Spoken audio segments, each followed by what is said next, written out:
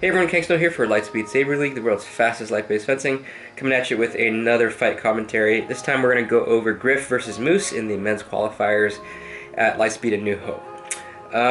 So these are two very opposite fighters in many ways. Grif is a very active fighter. He's always doing something. Always fights in a rhythm, but that means he's moving through attack and defense constantly, so he's never at rest, okay? So it's hard to find moments to come after him. And Moose, on the other hand, is not a super flashy fighter, but he's really good at timing, so he can find those spots where you're open, and he'll come in and pick you off. So actually really diametric opposite type of fighters, so it's really interesting to see what they're going to do together. Alright, so let's go ahead and get to it and talk it over, and then when it's done, we'll go over some of the key moments in the fight and see what you can learn from it. Alright, so let's get started. And 3, 2, 1, go.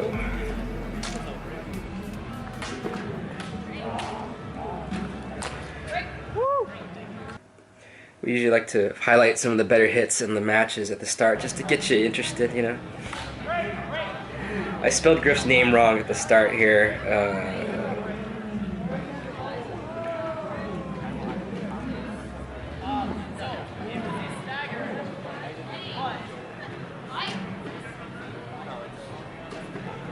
Alright, there it is. Grif going in with an attack. Moose kind of pulling back here, looking for something. And oh, wow.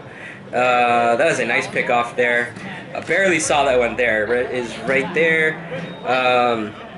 So that's the key thing with Moose. Like I said, looks for really good timing.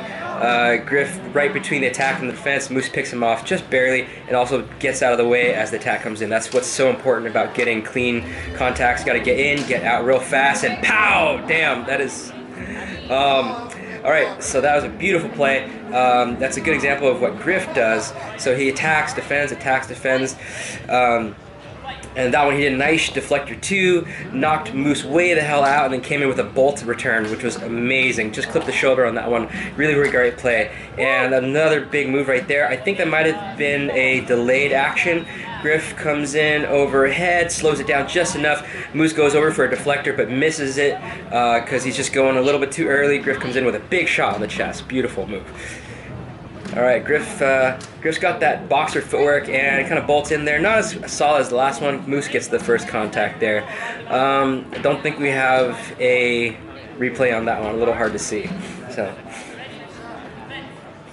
alright, we're at 7-3 right now.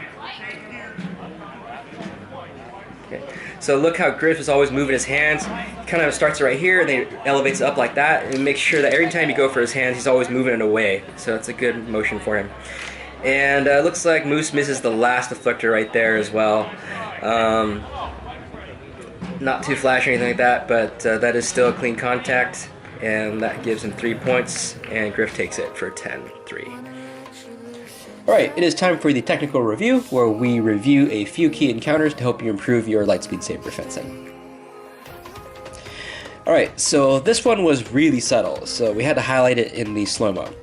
One of Moose's best skills is timing. He finds the weak point, picks it off, then gets the hell out, which is why it's a good matchup for him to be up against a rhythm fighter like Grif. In this case, Moose gets to find the rhythm, find the vulnerable period between actions, and intercept the attack.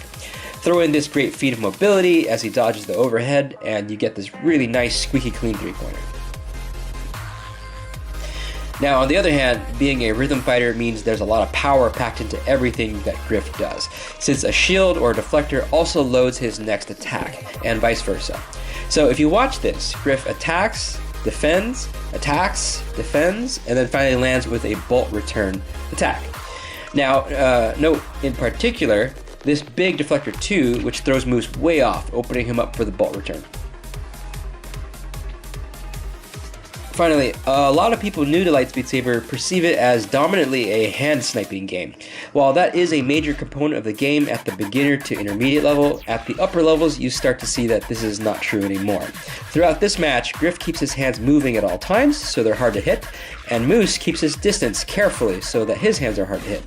And you can see here in the final encounter, Grif trying to go for a quick pickoff to win the match, but Moose isn't giving up any target. Not finding any success there, Grif goes deeper on the body for the winning hit.